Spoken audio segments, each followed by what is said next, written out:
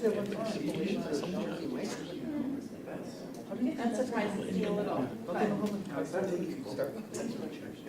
I've got them. Just happy as you. yeah. I remember my wild. All right, everyone, good afternoon. This is Monday for our Ed Ops meeting, and I am calling the Monday, May 20th, 2024 Education Operations Committee meeting to order.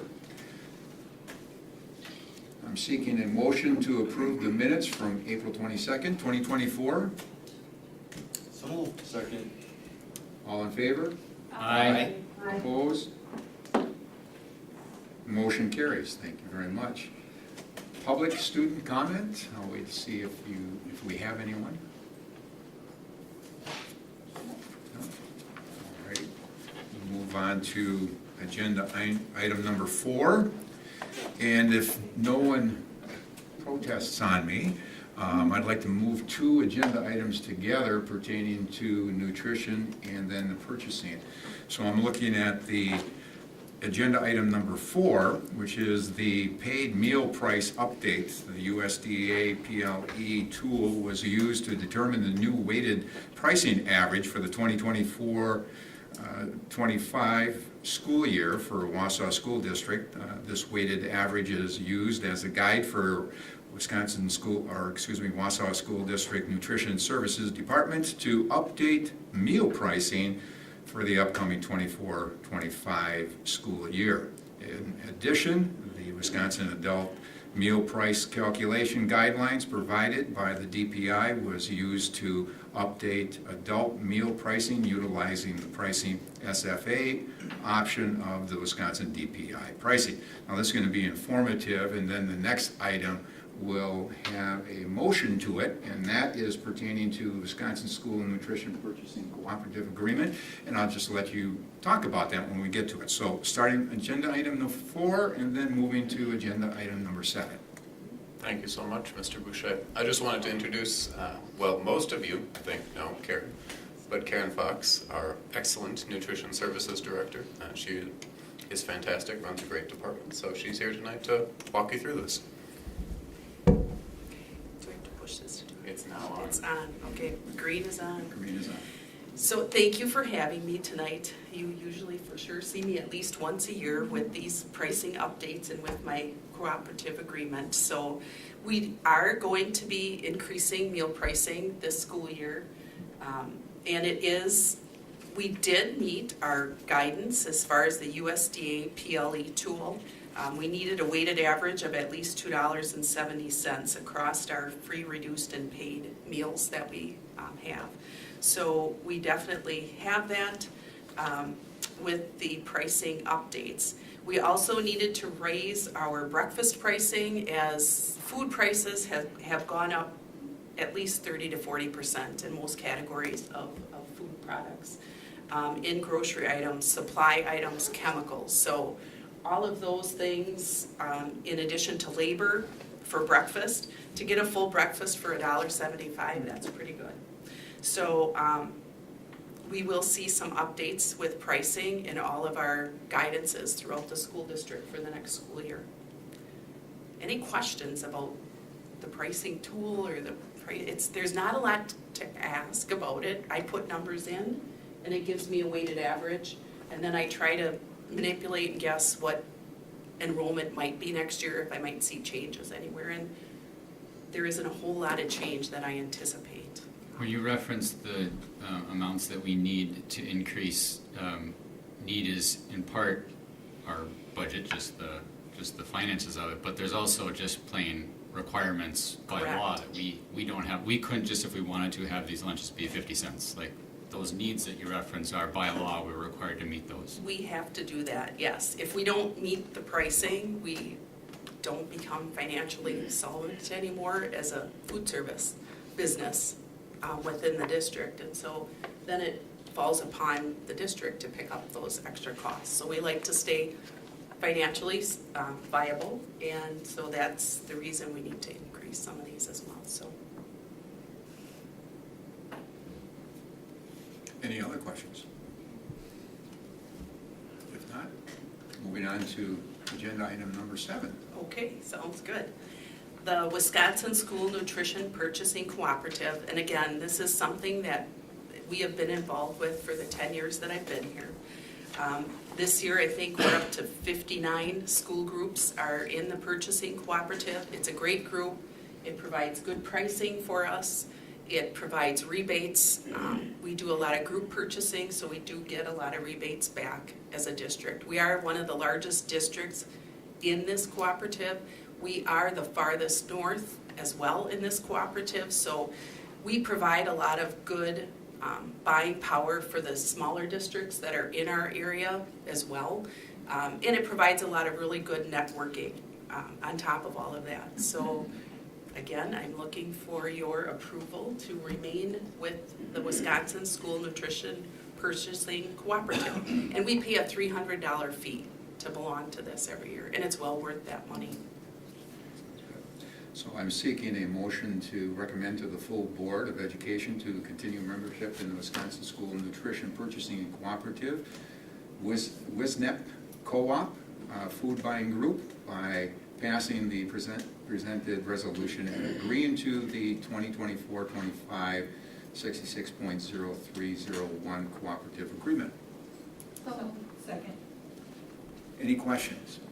Jim, just one comment if I might. Karen, I just wanted to say a huge thank you to you and your staff for the work that you guys do day in, day out, year after year. I think nutrition services is like bus drivers, like many of the other, cool behind the scenes things. Usually you don't hear about it until something goes wrong, and I think it's appropriate to say you guys do a heck of a job year in and year out, and all the thousands of meals that you serve. So thank you for everything that you guys do. You're welcome. Thank you. I'll be sure to let the staff know that too. They Please really, really like to hear that. So I'll pass that along. Thank you, Please Pat. do. Yep. And I'm sure there have been many staff members that you still have today that were here when I was teaching, and I want to give them a thank you as well, because I remember eating many times. Many times. Yes, I will do that. Thank you. There is, and I don't think this is a question necessarily should be answered at this point, but I want to make sure that you're aware of it, Josh. I do have a question pertaining to the funds and money, and that'll be in the budget item, so I'm going to come back to that question at that time. Okay. All in favor? All right. Opposed? Opposed? Motion carries. Sarah, sorry, I'm real quick on the movement there. I'm going to slow down a little bit so that you can get that vote in there, so thank you. All right, agenda on item number 5. Recommendation for preliminary 24-25 budget. The initial version of this year's budget is based on assumptions presented in January and the budget reconciliation plan approved by the board earlier in April and is being presented here. With that, Josh, go ahead. Perfect, thank you so much. I don't have my clicker. I don't know what to do. So the purpose of this is we are here to adopt a preliminary budget that we know will change. It's built on a whole bunch of assumptions and data we don't have yet, but it gives the district the authority after July 1 to continue to both meet payroll and pay our bills before the official budget is passed at the end of October. So that's kind of why we're here. We'll walk through the budget calendar and some of the assumptions that were made, and then we will go through it by fund, and then we will ask for this recommended motion at the end of the presentation. If you could move the, thank you. So the budget calendar actually began, I think, in January. We initially shared the kind of 5-year forecast model with you, and we've walked through the assumptions and all of those things. But going forward, we have the initial budget that you will approve, and then in August we will get the equalized values, set the annual meeting date, and bring a recommendation forward for the actual budget and tax levy. And then through September and October, we will have the pupil counts, we will finalize the budget, and then at the annual meeting, you'll adopt the budget and the levy. Any questions on the calendar? Okay, next slide, please. So you've seen all of this information before, but just to walk through it again, this is built off the assumptions and the models that you've already seen and approved So we're talking about that 3% salary number, the 4% health insurance increases across the board, the revenue limit increase of $325 per pupil, and then the special education reimbursement rate at 33%. Those are the assumptions that this budget is built on. Any questions on those assumptions? No? Okay, this is everything that will change. So a lot, right? Do we know some things or have some really good guesses? Yes, but the fine details will certainly change. So we have the annual student count, the first one in September, and then we will get the equalized value. Later this year, we will have the voucher program. That's the private school voucher program that is part of our levy, but not part of our district operating revenue or expense. And then the tax levy and mill rates are not projected in this version of the budget. They wouldn't be accurate. We don't have all the information to accurately project those numbers. And this initial budget does reflect a continuation of the defeasance, the debt defeasance strategy that we've used in previous years to save taxpayers long-term interest payments. So, any questions on any of those things? I'd also like to mention this budget will reflect a potential, our SRO contract. We have our excellent SRO program at the secondary schools, and our contract is up at the end of June. So in the next meeting, we will bring the board a new contract, and this budget does reflect that change. They are paid out of Fund 80, so that's our community service fund. So the actual budget by fund is my favorite part.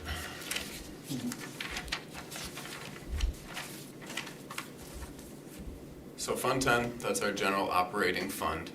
We're looking at $115,444,778 in expenses, $113,921,231 in revenues. So that is the roughly $1.5 million deficit budget that the board kind of gave us the go-ahead to work with those salary numbers and the most recent staffing plan. Fund 27, that's our special education fund, $19,693,979 in both expenses and revenues. So you'll have the state aid money along with the transfer from Fund 10. Fund 38, so that's a debt service fund that was used to do a whole bunch of energy projects in the school a number of years ago. So I think this is our second to last year where we will have this, and we're just paying off that debt. Fund 39, that is where we pay off our other debt, our capital debt in this case. So you will see the exact same number as last year, $22,275,000 in both the expense and the revenue account. Fund 50, that's our food service nutrition service fund, $5,208,448 in expense, and you will see $5,139,500 in revenue. And then Fund 80 is the $762,000 in both expense and revenue. Now, Mr. Boucher, I think you said you had a question on this?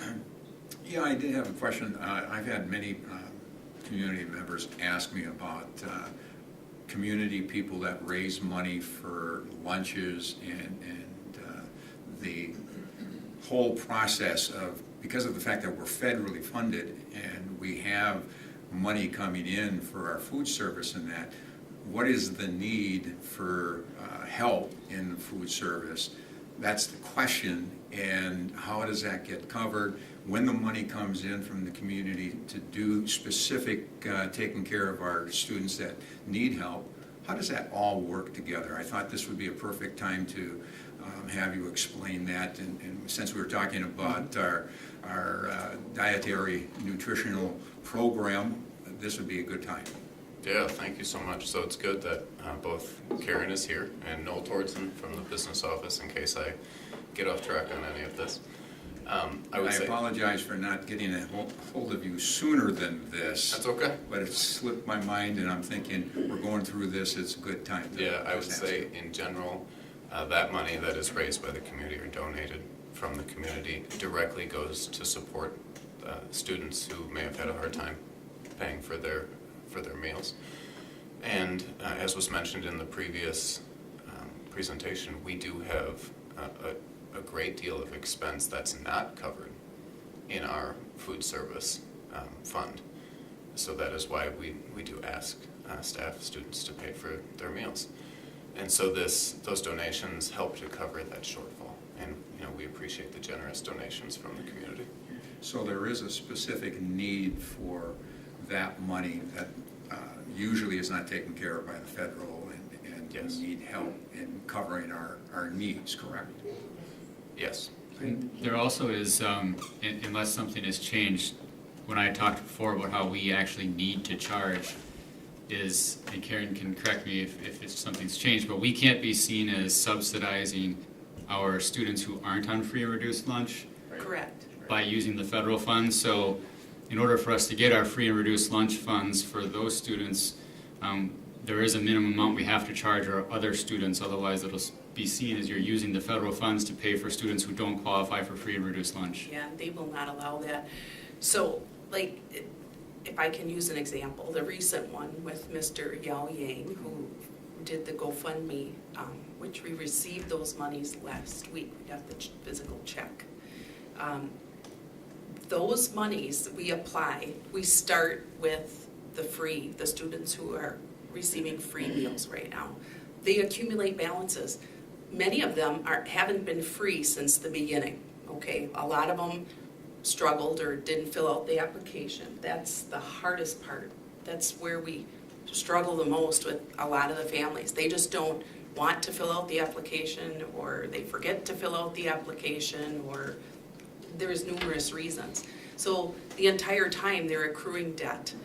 And because we do have a policy that says we're gonna cut you off at negative $20.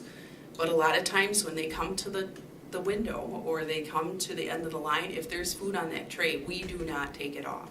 We do not deny a meal. So but we will make it reimbursable. You're not gonna get 2 bags of chips, 3 cookies, plus a big 2 sandwiches. We're gonna make it reimbursable. So you still have a meal and adequate nutrition, but you're not gonna have all these extras to run meal accounts up. So that's how debt starts to get accrued. Also, the Wausau School Forest the 5th graders, I think it is, stay overnight. They have the overnight for 2 nights at the forest. So we have to charge them for supper, 2 suppers and 2 snacks. And a lot of families can't, they can't swing that. So many times when we get donations, it will be specific. Kieran, we want this to go to Hawthorne Hills Elementary. Or I went to Franklin, so I want these monies to go to Franklin students. So we wipe all of that out. But it's a revolving door.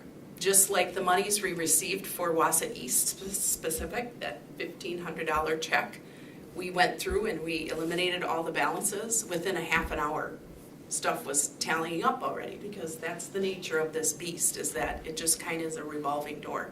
But we always start with the students that are free and reduced, wipe those balances, and then work our way up through the paid. We have some balances that are negative $200, $300 because it's a family, account. So there's several students on that same balance. We make phone calls. Our staff make phone calls. We send letters now with our new software. It's an email. We can email. So there's a lot of different ways we're trying to contact people. We don't want to be harassing, There's a line, a fine line. I talk with a lot of parents. And so we do the best we can that way. But that's what that money is earmarked for. It gets right to the balances so we can wipe them out. Not wanting to put you on the spot, but when I keep on thinking about this is something that needs to be talked about so people do hear what's going on. As Shakespeare once said in Hamlet, his thoughts are pregnant, and there's a method to his madness. This was getting the information out, because I think we need to know that as a board, but the community needs to know that as well when it comes to how we have to deal with getting enough food for our students. So I take 5 minutes to do that. Thank you. Yeah. Thank you, Karen. Yeah, you're welcome. Any other questions on the budget? I want to reemphasize that it is a best guess at this point, and that it most certainly will change. No questions? Okay, I am seeking a motion to approve the preliminary budgets as presented in order to proceed with 2024-25 expenditures committed to before final budgets are approved. All in favor? Aye. Opposed? Abstain. Motion carries. Thank you. With one Thank you. abstention. All right, now agenda item number 6. We're taking a look at Neola policy. Dr. Hiltz, as you have done in the past, you walked us through this. If you would do that again, and I think there are going to be some questions about some of the policies as we move along. Right, yep, absolutely. Just a quick reminder for everybody, we get twice annually, we get an update from Neola. These recommendations are based on state and federal statutory changes, and the team from Neola gives us draft recommendations that we administratively make our best guess at what the board would want, but these are truly board policies, and so we bring them to you for review and ultimately approval. So I will just list each one, and if there are any questions, that way we make sure we catch everything. If there's any questions, then we will certainly respond to those. So anything in the definitions, the O100. Okay. 122, board powers. Okay. Next is 144.3, conflicts of interest. Next is the position of clerk, 171.3. And 2413, health education. Would you, Yeah. you had a question on that one? Yeah, my biggest is in that second paragraph.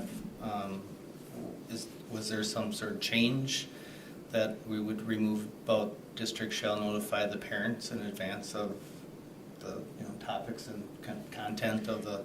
Oh, okay, sure.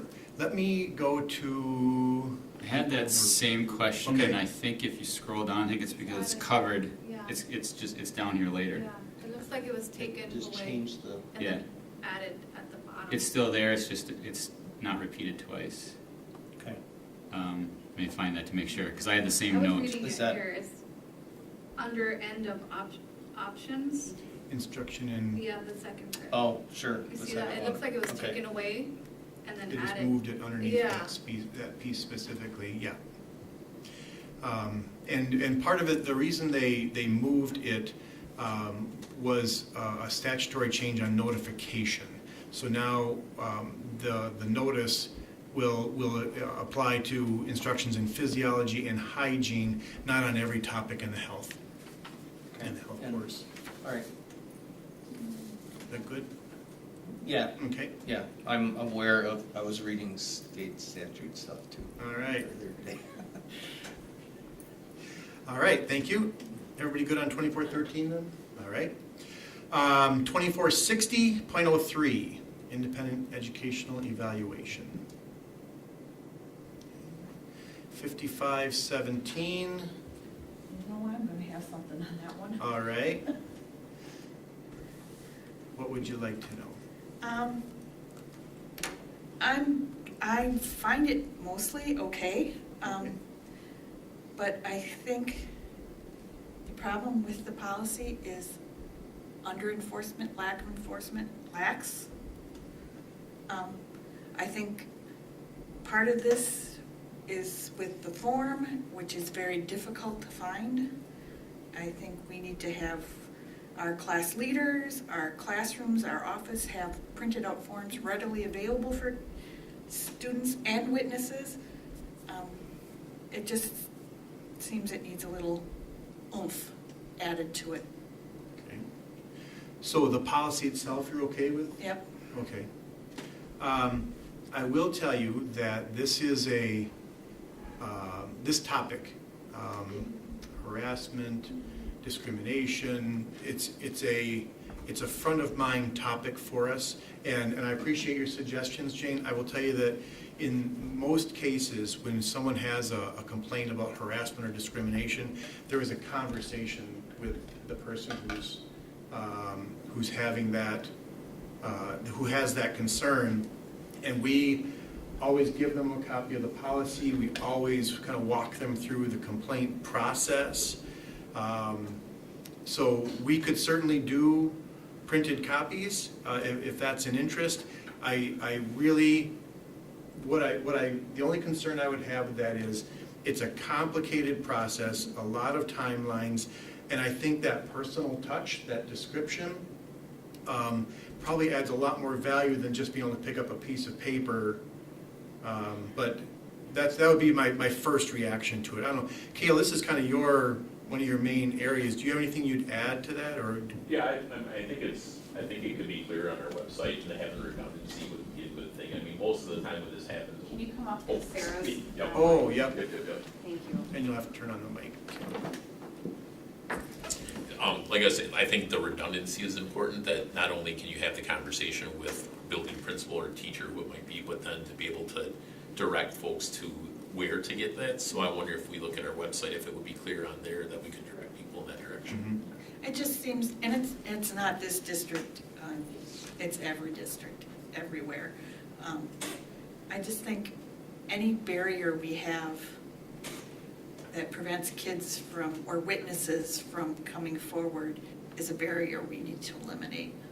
I had one of my popcorn moms witness one student slapping another one, and she didn't know what to do, and so she did nothing.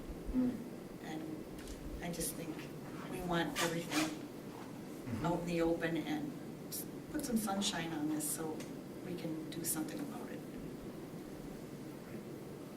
Thanks. Yeah, thank you. So it seems to be more of a procedural thing, correct? All right. Let's see here. All right. Yep, 5610, suspension and expulsion. I have a question on this one. Okay. There's a removal of or guardian in a few different spots. Just wondering what the reason for that was. Okay, let me, 5610, I'm going down to the, here we go. It says in the overview, the policy is revised to reflect that the term principal is not necessarily limited to the principal, but may include an assistant or associate principal. It's also, revision is recommended. Now, I think, and I'd have to go back and confirm this, that there's an explanation, I think under definitions actually.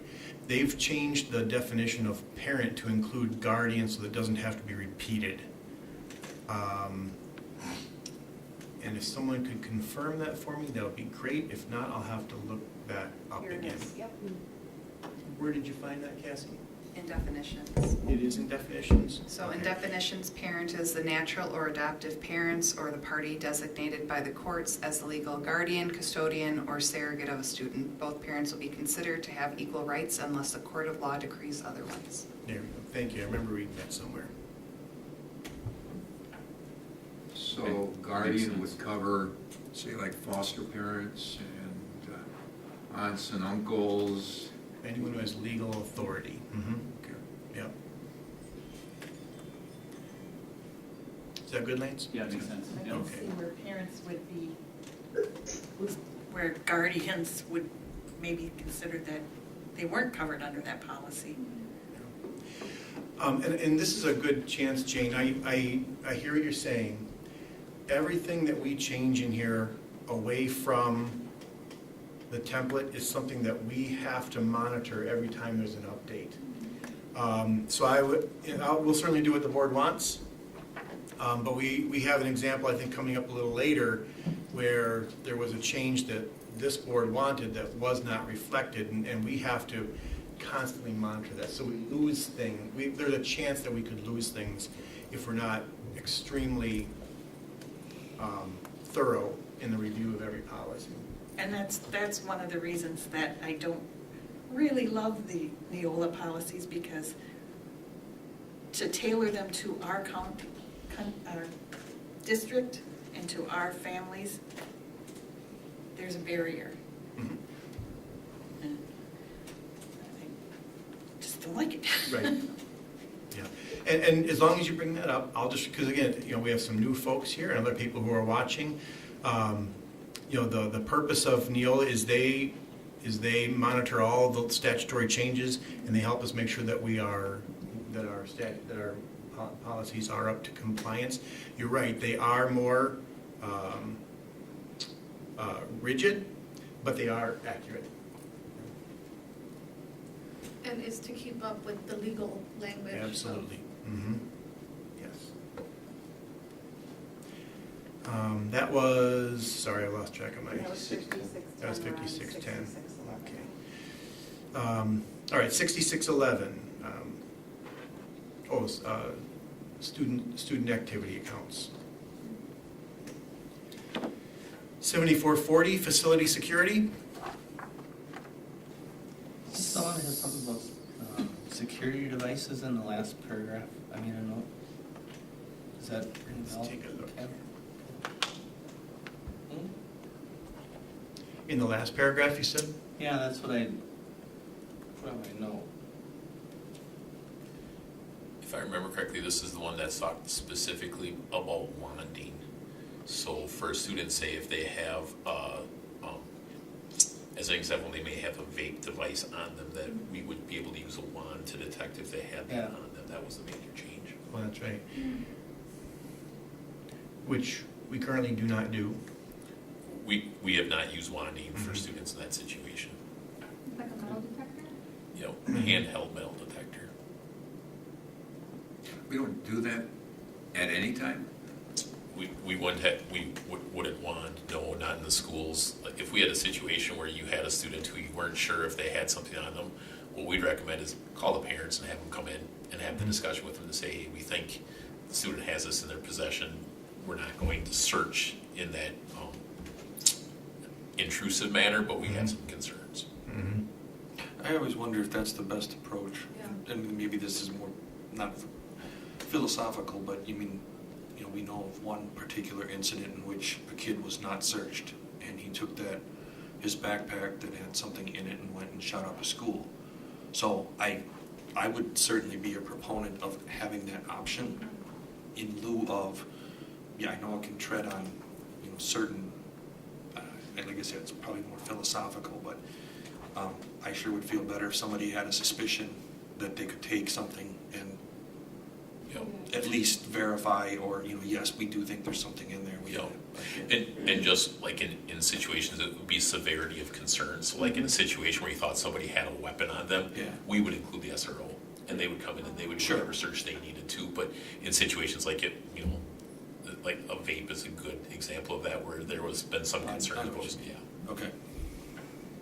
Just so that the question is out there, I'm going to follow up by saying, considering the fact that there have been so many shootings around the country, and there was a shooting up north several years ago where that many high schools up north started to use the wanding with police officers for dances and things of that fashion. And I throw the question out, have we ever thought about that? Have we ever done that in the past? So in peer program, we do use a wand for students in those situations. We have not used it in our traditional buildings. May I ask why we haven't, or is there negatives to it besides hurting people's feelings? Yeah, I mean, in terms of, we would do a thorough search without the wand in situations where we had concerns. We wouldn't by practice wand every student who came into the building. And then if you talk, like if we go back to some of our safety consultant discussions where he would talk about, we can put devices into play, that's still not as effective as having really strong working relationships with kids who will tell you there's concerns or things are going on, and then we investigate and follow up. I think if you look at some of the concerns that you guys have expressed, a lot of that comes because people haven't followed up the way that they need to. They had information that they didn't act on, and then that caused some problematic things. So, once in a while we'll get questions from families about metal detectors, why what we have there. And that does become philosophical. Do you want your students walking through metal detectors to go into the building, and do those metal detectors really make your facilities stronger and more secure, or is there ways that would be circumventing those metal detectors in different scenarios? So the culture that we have, the communication, that's more important, as important to some of the hardening of the facilities, but they all play a role together.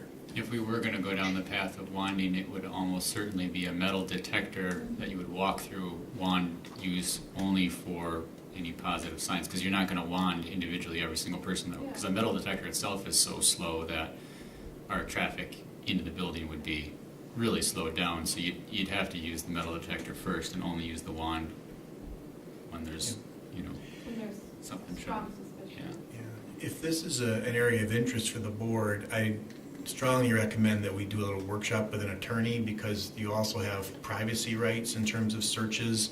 And the closer you get to a human, the more rights they have.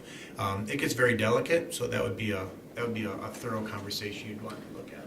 Dr. Hills, I guess I'd be curious of learning a little bit, maybe what we're doing and could be doing better going forward in terms of vaping. It sounds like it's a huge problem everywhere, and my own daughter talks about it, at our high schools. So, how we can better enforce and kind of root that out.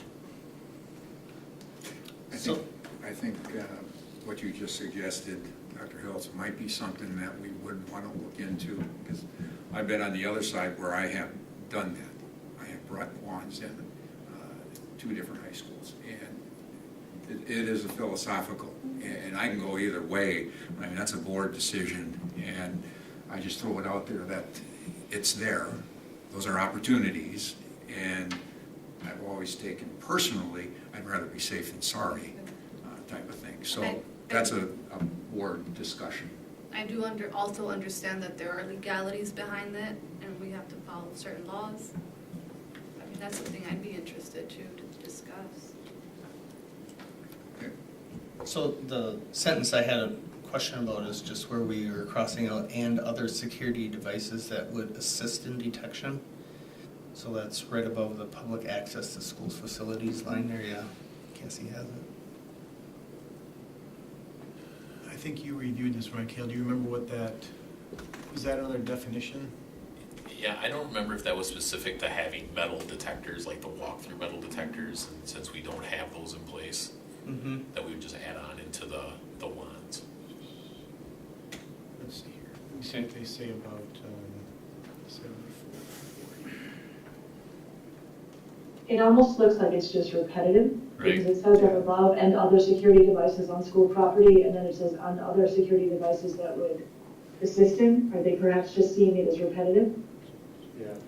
I think so, because if you look at what you pointed to above, it says other security devices to protect the health, welfare, and safety of students. Well, that would cover assist in the detection of guns and dangerous weapons. Yeah, and in the overview, it says the policy is reviewed to clarify the definition of metal detectors to include handheld wands. And also, school event supervisors are authorized to respond to school safety situations when an administrator is not present. So that's the rationale behind it. Okay. Well, so far, we see everybody's taking time to read all these. Oh, yeah. Yep, it's great. It's important. Okay. And just before we go on, I just would like to mention our new security procedures at the schools. In the 2 years I was absent, there's been a change, and it's a great change. We now take your picture, and it's printed on where you're going. I just think that that's a huge improvement over our little plastic badges in the past. Thank you. Thank you. All right, moving on, 7540 technology.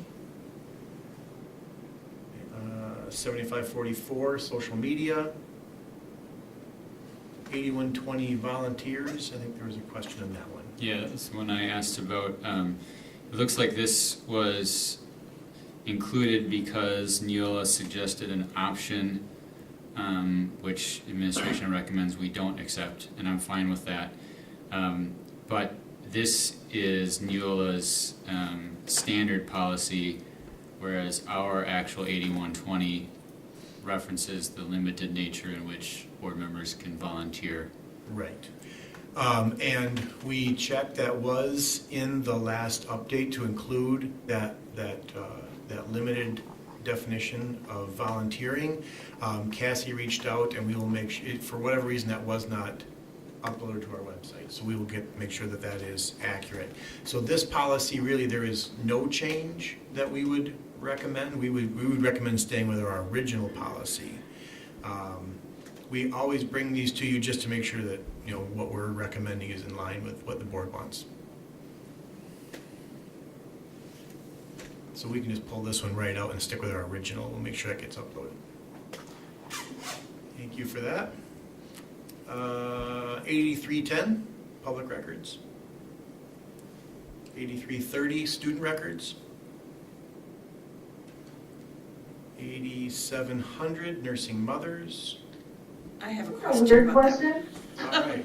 You go for it, Sarah. Have we ever had a mother in the building who wanted their baby brought to them? Because I'm just curious, because the way that it's phrased now, the new phrasing, that wouldn't be allowed. Feeding in the workplace. Let's see here, I'm looking for. Because they even changed it from, and I understand, yeah, I'm fine with lactating employees, because whatever, either way, but it just seems to take away the possibility that they might want their baby brought to them. Let's see, Tabitha, do you recall this is the one you had reviewed? I'm not sure which. Just so the board is aware, we split these up into more of our areas of expertise, so this one, Tabitha's, yeah. Yeah, they, that's a great question. Thank you, Sarah. They absolutely, if the timing works for them and they choose to have the baby brought to them during that break time, they certainly could do that. The same rules would apply in that we have nursing rooms, we call them, where the staff member can go to nurse the baby or express the breast milk. And it needs to be not in a bathroom, and it needs to be private and locked and all of those things. So we do have a space that we can provide for that purpose in each of our buildings. Sometimes multiple, and if they have their own room, sometimes it's their own classroom or whatever. But either option would work. From a timing standpoint, probably most don't have that flexibility, but certainly they could. Yeah, and Sarah, just so you know, I'm looking again at the overview from Neola, and it just says that, again, this is a definition issue. It says that the entire statutory provision only references time for an employee to express breast milk, so that's why the language is changing. But I think you can hear that, we certainly support all the needs. So it's a consistency of language with the law, but our known policy and procedure allows for it. Correct. Thank you. Jane, did you have Yeah, just the limiting it to 1 year, when there's a note right here that says that some doctors recommend up to 2 years. Again, the policy says 1 year, but if we have a staff member who goes beyond 1 year, they still can make that request, and we follow that same process. The 1 year goes in alignment with the way that the rule or the requirement is written in the statute, is my understanding. So there's a very specific law. We have a poster up in all of our buildings related to that, and the policy is a mirror image of what those requirements are. But just like anything, we would not say no if somebody were to go beyond a year. That isn't a But then concern for us. we're saying our policy doesn't mean anything. Well, I don't think it's that it doesn't mean anything, it's that the policy aligns to the rule or the guideline.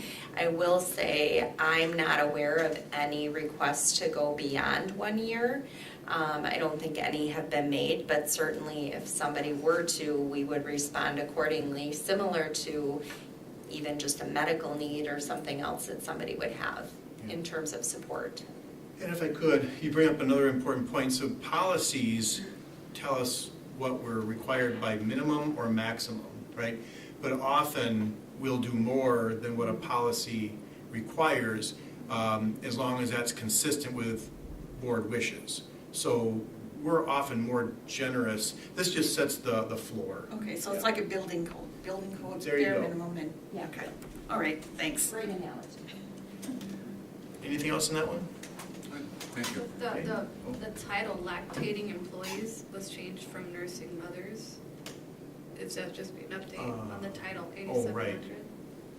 Yeah, Neola made that change Yeah. for all of their statewide policies to align with the lactating or lactation component of the way the wording is out there.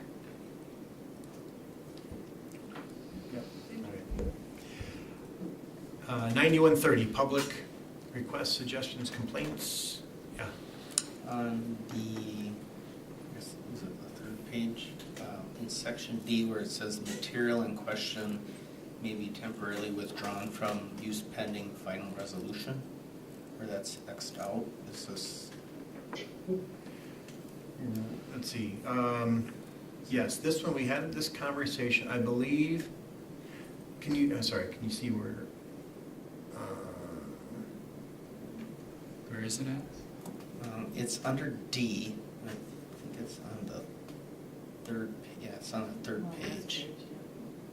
Cassie, are you able to find, sorry, I'm trying to monitor the. 67 of 72 in the packet. Yes, there's two I thought I was in the sections. right There's spot. 2 sections, that's AD, so this is the. just Down below? This- Almost there, there you go. There you go. All right. Thank you. Yeah. Material in question may be temporarily withdrawn from use pending final resolution.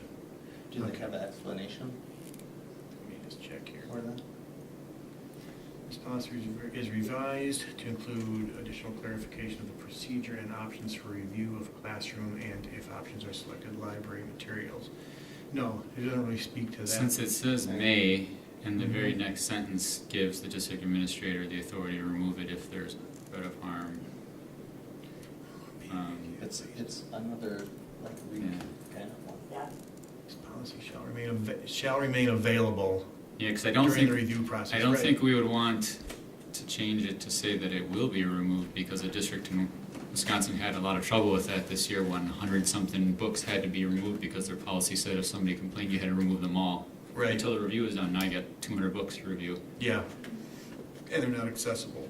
So, yeah, and I think that second sentence repeats. Yeah. Okay, I just want to make sure I'm reading stuff correctly. yep, thank you. Is that a It's hard typo that in, Lance understands. is that a typo in E? Says the C, I just saw that. E, Oh, Is it, goes from little c to big C? It does, it's a lowercase and they made it capital. another definition piece, yeah. oh, okay. Yeah. All right, and then the last one is 6110, student activity funds. Yeah, tell me about it. All right. That's all of them. Thank you very much. We will make those changes and bring it back the next meeting. Thanks, everybody.